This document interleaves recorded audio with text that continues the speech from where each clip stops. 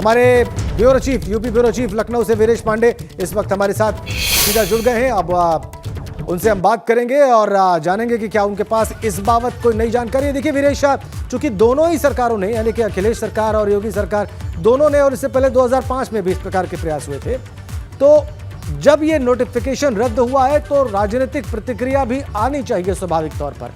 क्या कोई प्रतिक्रिया आपको मिल पाई है?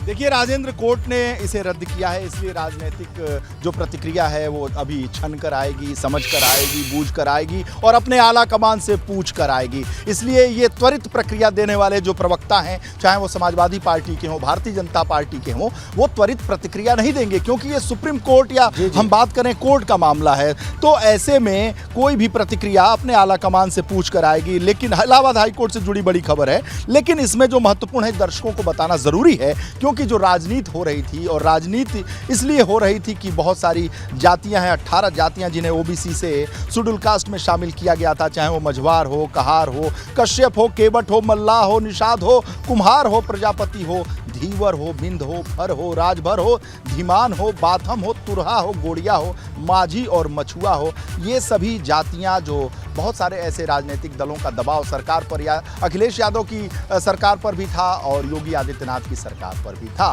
क्योंकि पिछड़े, दलित और तमाम राजनीति जो है, वो सियासत जो है उत्तर प्रदेश सूबे की, वो चरम पर है। ऐसे में सरकारें चाहे जो भी हो, दबाव तो इनके सामने रहता ही है। तो जो भी हो, लेकिन इलाहाबाद हाई कोर्ट ने ये फैसला किया है कि जो यूपी में ओबीसी की 18 जातियों को शेड्यूल कास्ट यानी अनुसूचित वर्ग कैटेगरी में शामिल किया गया था, उसे रद्द कर दिया है। अखिलेश यादव और मौजूदा योगी सरकार के सभी नोटिफिकेशन इलाहाबाद हाई कोर्ट ने रद्द कर दिया है। अखिलेश यादव और योगी सरकार ने अपने कार्यकाल में 2 नोटिफिकेशन जारी कर उत्तर प्रदेश में ओबीसी की 18 जातियों को अनुसूचित वर्ग में शामिल करने का फरमान जारी किया था। राजेंद्र, आपको बताऊं कि बहुत सारी जिन जातियों का हमने बात किया, उनके नेताओं का दबाव सरकारों पर रहा है कि उन्हें अनुसूचित जाति में शामिल किया जाए, इन पिछड़ी जातियों को अनुसूचित जाति में शामिल किया जाए। अपने अलग अलग तर्क हैं, अलग अलग बात है, विचार है, और ऐसे में जब वोट बैंक की राजनीति होती है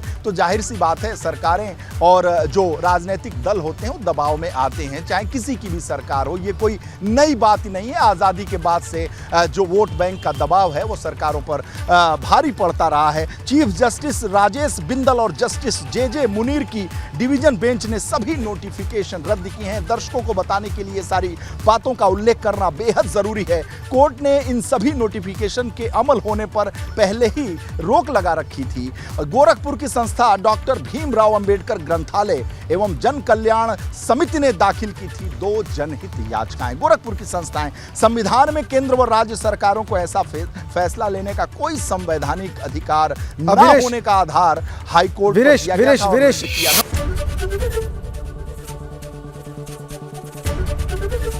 एबीपी गंगा, खबर आपकी, जुबान आपकी।